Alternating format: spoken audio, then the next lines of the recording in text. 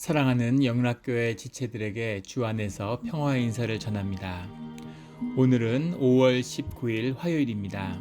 오늘의 묵상 본문은 열왕기상 18장 1절로 19절까지의 말씀입니다. 오늘의 본문 말씀은 이렇게 시작합니다. 많은 날이 지나고 제3년에 여호와의 말씀이 엘리야에게 임하여, 많은 날이 지났다는 것은 이 과부의 집에서 보낸 이방 여인의 집에서 보낸 시간이 이제 3년이 되었다는 거죠. 만 3년은 아니고 보통 성경에 말하는 횟수는 횟수의 시간입니다. 그러니까 3년째가 되었다는 거죠. 가뭄은 3년 반이 되었으니까 가뭄의 기점은 아니고 이 이방 땅에 시돈 땅에 도망가서 살았던 숨어 지냈던 그 시간이 이제 3년째에 접어들었다는 겁니다. 그런데 그 시간이 지나고 나서 주님의 말씀이 엘리야에게 임한 것이죠. 주님은 말씀하시는데 너는 가서 아합에게 보이라. 내가 비를 지면에 내리리라. 이렇게 말씀하십니다. 이제 이 사마리아를 멸망시키려고 하는 것은 아니고 주님이 다시 회복시키는 비를 내리는 시간을 허락하신다는 거죠. 그런데 비를 내리는 그 비의 주인이 주님이시라는 것을 드러내는 그 통로로 아합에게 이 엘리야를 쓰신다는 겁니다. 아합에게 보이라 라는 말은 라라는 말인데 가서 만나라 하는 것이 더 직접적인 해석입니다. 이제 아합을 만날 때가 되었다는 거죠. 아합을 만난다는 것은 아합을 돌이키기 위한 것이 아닙니다. 아합과 이세벨은 여로보암이나 솔로몬과는 다르죠. 하나님의 말씀을 받았던 자들이 아니고 그들이 하나님께 돌이킬 수 있는 자들이 아닙니다. 이들은 세상의 권세를 쥐고 있는데 그 권세는 마귀의 것이죠. 영적 권세가 있는, 마귀로부터 위임받은 영적 권세를 가진 자들입니다. 더 큰 틀에서는 주님이 그것을 허락하신 것이죠. 그 악한 권세 앞에 이제 엘리야가 쓸 때가 되었다는 거죠. 엘리야가 준비되었다는 겁니다.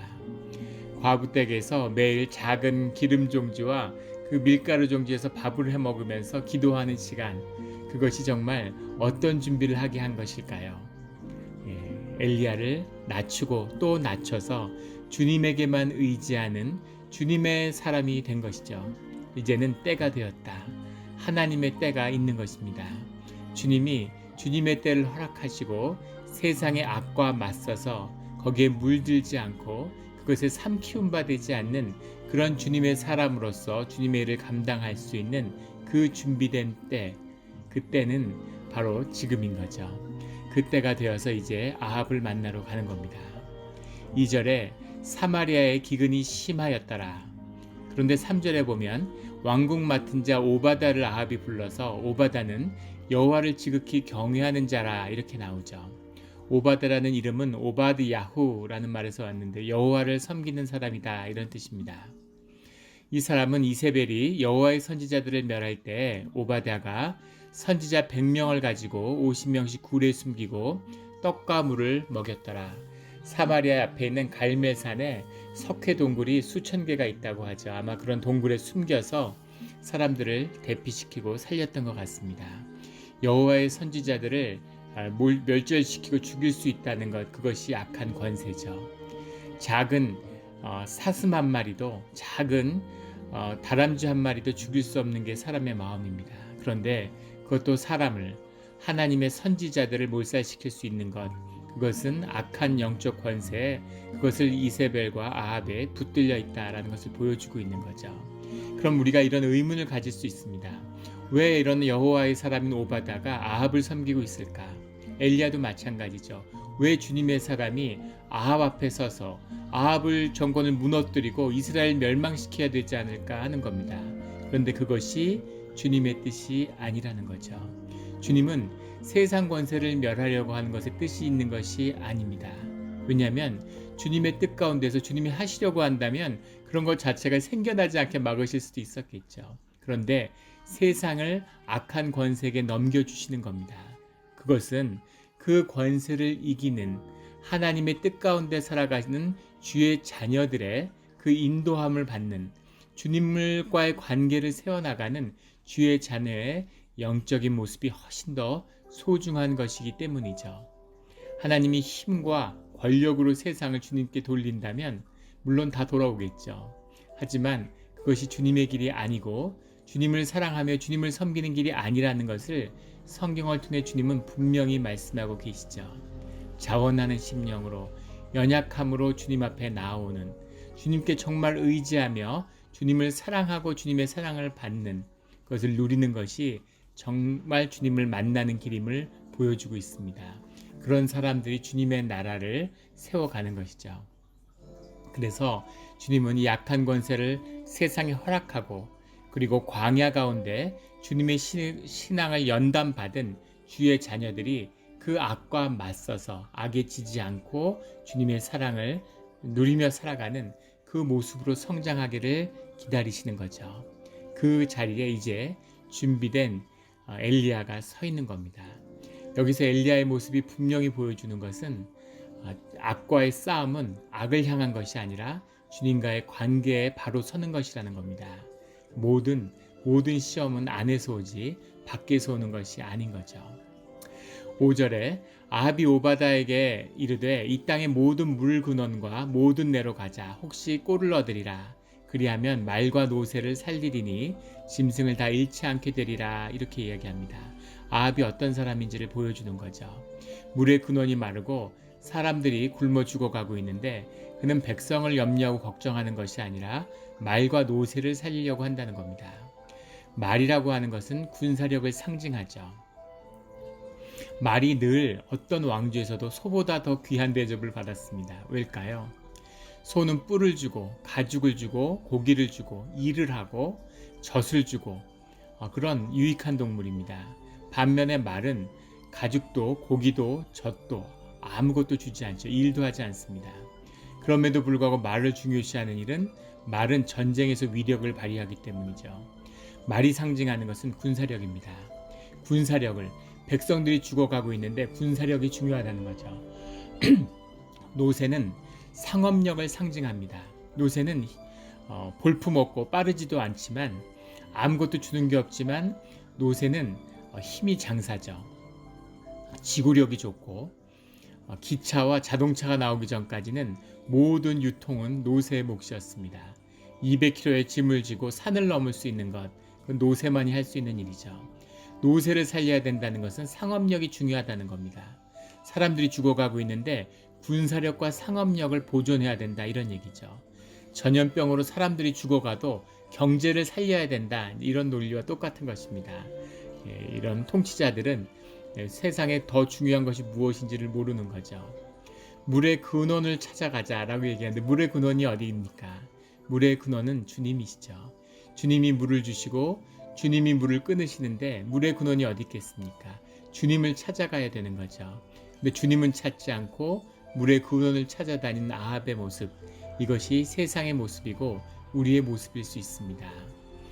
지금도 어제도 무슨 새로운 백신에 대한 것이 일상이 성공했다 이래서 주식이 오르고 세상이 떠들썩했죠. 하지만 내년 아마 1월쯤 되면 3상에 실패했거나 아니면 다른 독성 때문에 상용화가 어렵다는 뉴스가 또 나올 겁니다. 그렇게 보는 이유는 인류의 역사 가운데 인류가 완전히 정복한 질병이 하나도 없기 때문이죠. 생명이 그것을 이겨내서 같이 살아가는 것입니다. 그 생명의 근원은 주님께 있는 거죠. 주님이 왜 이런 것을 허락하시는지 그 근원에서 우리 삶을 돌이켜야 되는데 그것을 지배하고 다스릴 수 있다고 착각하고 있는 것이죠.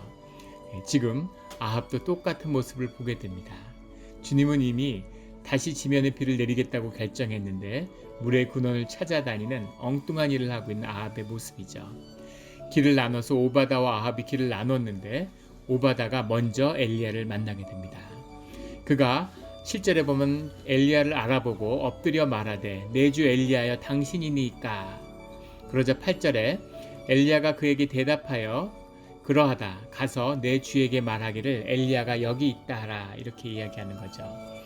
놀라운 모습입니다. 오바다는 궁정 대신이에요. 그 시대의 고관입니다. 그리고 엘리야는 그냥 야인이죠. 아무것도 아닌 사람입니다. 수배가 돼서 쫓김을 받는, 생명의 위협을 받고 있는 그런 자죠. 그런데 오바다는 엘리야를 보고 엘리야에게 절을 하는 겁니다. 하나님을 경배하기 때문에 하나님을 높이고 귀히 여기는 자가 엘리야를 귀하게 보는 거죠. 이것이 주님의 섭리입니다. 사람을 존귀하게 만드는 자, 무엇을 가져서가 아니라 하나님 안에서 존귀함의 비밀이 무엇인지를 엘리야가 보여주는 거죠. 예수님이 이 땅에 와서 보여주신 그 비밀과도 통하는 것이죠. 그리고 엘리야는 당당하게 얘기하죠. 엘리야가 여기 있다고 내 주에게 말해라, 이렇게 선포하는 거죠. 죽음을 두려워하지 않는, 자신의 생명은 죽게 속하였기 때문에 이제 아합을 두려워하지 않는 거죠. 아합의 권세를 두려워하지 않는 당당함, 이 당당함을 엘리야가 이제 갖게 된 겁니다. 아합을 피해서 도망치던 그 엘리야가 이제는 두려움 없이 주님의 말씀을 받았기에 그 말씀을 받고 주 앞에 쓰는 것이죠. 아합을 만난 엘리야가, 아합이 그렇게 이야기하죠. 그에게 이르되 17절에 가면 너가 이스라엘을 괴롭히는 자냐, 그것이 너냐, 이렇게 물어보자 18절에 그가 대답하되 내가 이스라엘을 괴롭게 한 것이 아니라 당신과 당신의 아버지의 집이 괴롭게 하였으니 이는 여호와의 영령을 버렸고 당신이 바알들을 따랐습니다. 생사 여탈권을 쥐고 있고 수많은 여호와의 선지자를 멸절시킨 아합 앞에서 두려움 없이 나 때문이 아니라 네가 백성들을 죽였다, 네가 이 나라를 괴롭게 하는 자다 라고 선포하는 그 엘리야의 당당함을 볼 수 있습니다. 세상을 두려워하지 않는 이 권세가 이 생명의 근원인 주님 앞에서 오는 것이죠. 주님 안에서 어려운 시기를 과부하고 매일 주님이 주시는 그 작은 기름 종지와 밀가루로 살았지만 하나님 앞에서 영이 자라난 것이죠. 이것이 주의 사람이 주 안에서 살아가는 길이고 자라나는 길입니다. 이런 당당함과 두려움 없이 세상을 향하여 주님의 말씀을 선포하는 그런 우리 주의 자녀들이 되기를 예수 그리스도 이름으로 축원합니다. 아멘.